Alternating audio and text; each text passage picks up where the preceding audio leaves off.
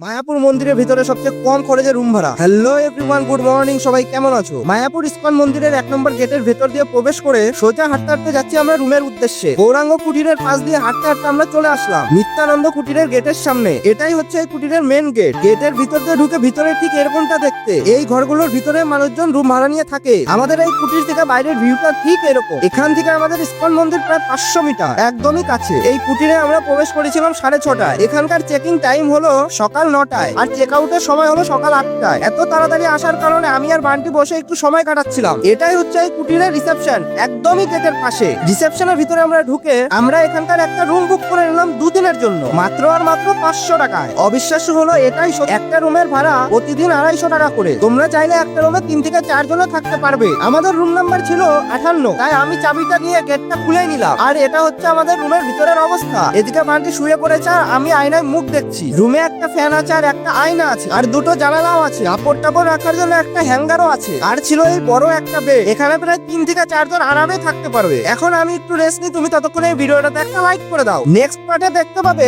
মন্দিরের ভিতরে সবথেকে কম খরচের মধ্যে খাওয়া দাওয়ার ব্যবস্থা।